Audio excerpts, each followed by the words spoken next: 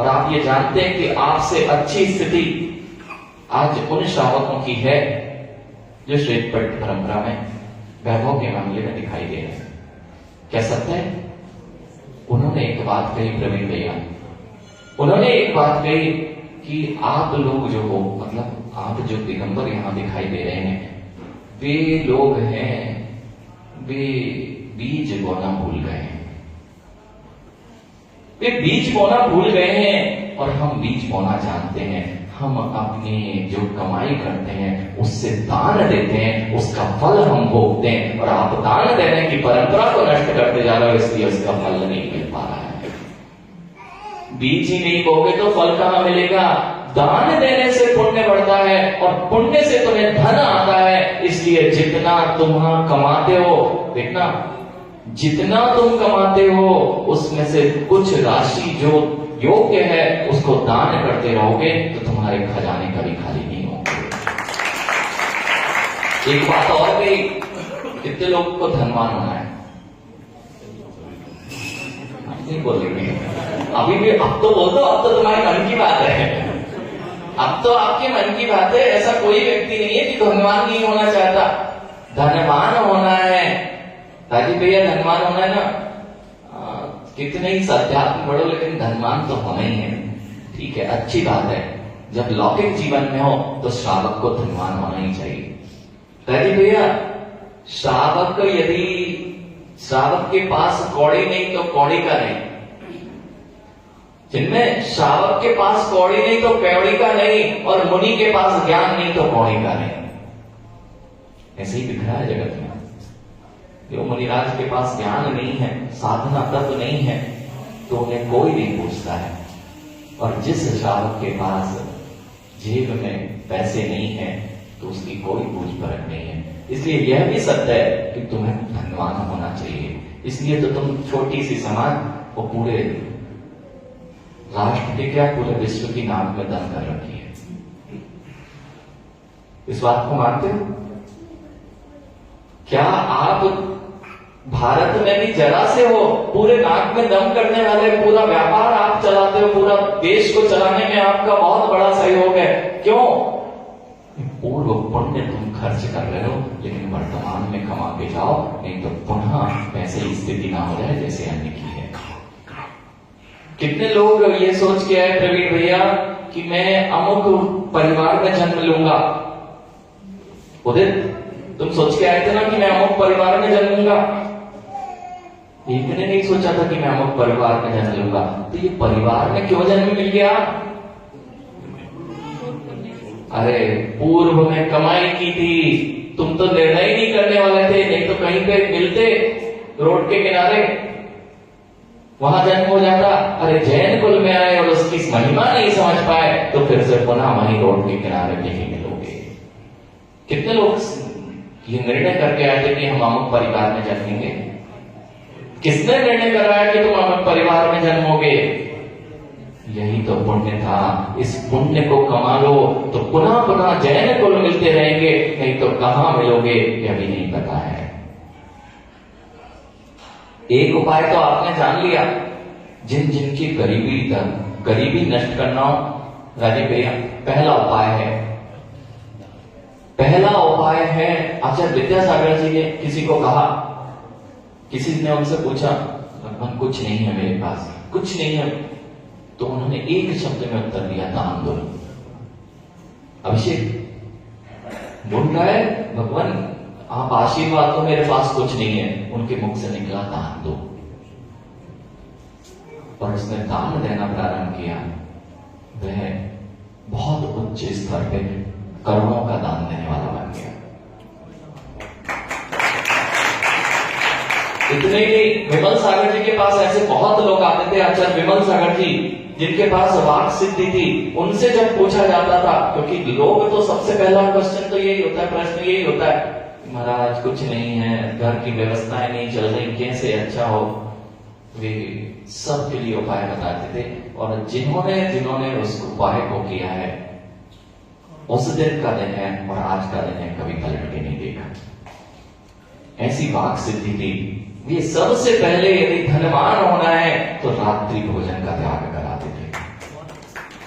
जब रात्रि भोजन का त्याग है, तुम जितना पुण्य कमाते हो सब रात्रि भोजन में, जैसे तुम्हारा जैन समाज कितनी भी कमाई करे व्यसनों में नष्ट नहीं करता, इसलिए फलता फूलता दिखाई देता है, ऐसे ही तुम पुण्य कमाते हो और रात्रि भोजन करके उस पुण्य को गंवा देते हो, इसलिए भविष्य में तुम्हें गरीबी दरिद्रता दिखाई देती है। इसलिए दूसरा जब उन्होंने उपाय बताया कि और एक और उनका तो एक दृष्टांत भी है औरंगाबाद में, जिस जीप के पास में कुछ नहीं था, राजीव भैया वह पहुंच गए आचार्य विमल सागर जी के चरणों में, कहते भगवान कुछ नहीं है हमारे पास, खाने के भी लाले हैं शाम को, कहते जा बेटा सिद्धों की आराधना कर लो,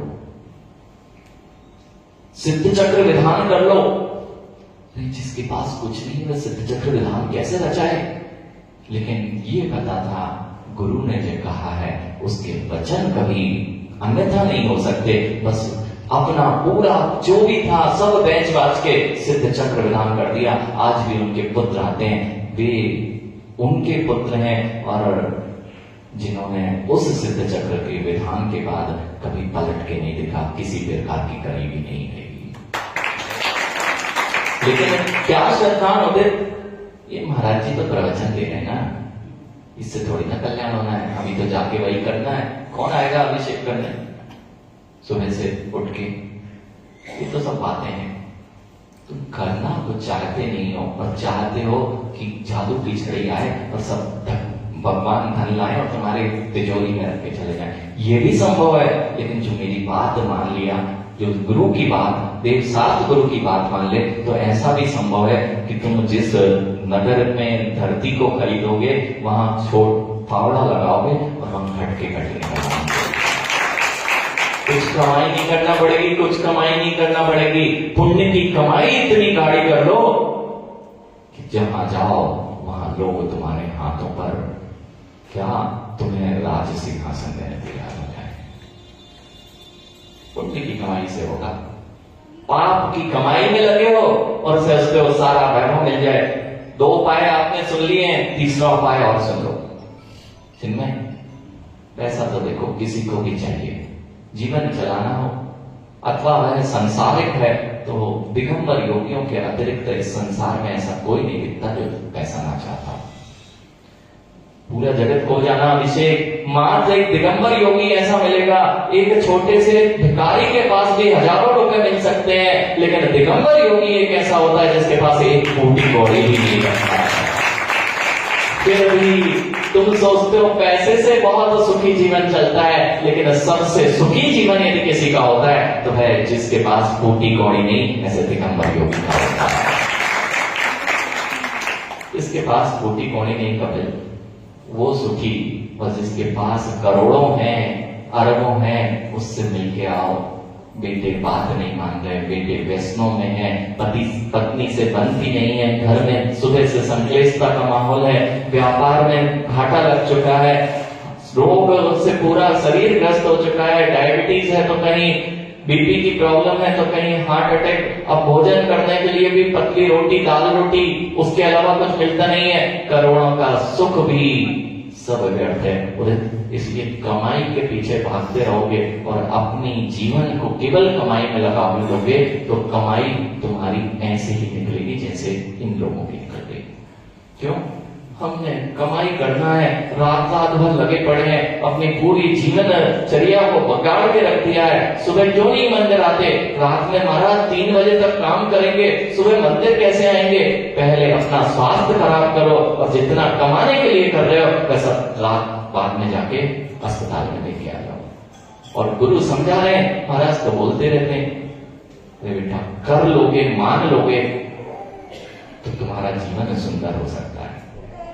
औषधि नहीं खाना पड़ती। जितने बुजुर्ग लोग बैठे हैं इनसे पूछ लेना, जितनी औषधि तुम अभी खा चुके हो, जो 60 साल 70 साल के लोग हैं और जैसी जीवनचर्या 5 बजे उठने की, सुबह अभिषेक पूजन की, ये चर्या अगर पालन करते आ रहे हैं, मात्र गुरुओं को दान देने की और वैया वृत्ति की, वैया वृत्ति करेगा तो कभी रोग नहीं आएंगे। ध्यान रखना,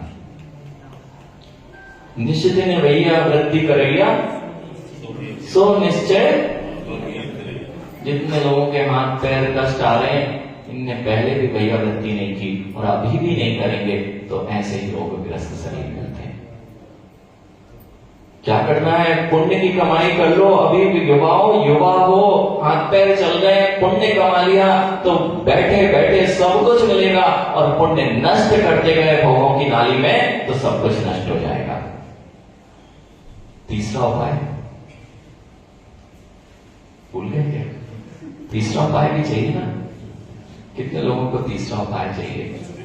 सबको चाहिए, सबको चाहिए तीसरा उपाय कि वैभव कैसे प्राप्त किया जाता है। अभिषेक, जब भी तुम्हारा पार्टनर कोई पुण्यक्षीण हो, अगर किसी को अपना पार्टनर बनाया वह पुण्यक्षीण हो, तो वह पुण्यक्षीण तुम्हारे व्यापार को भी नष्ट कर देगा।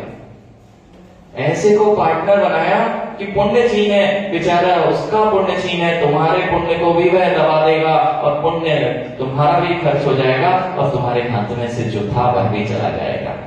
तो किसको अपना व्यापार का पार्टनर बनाया जाए?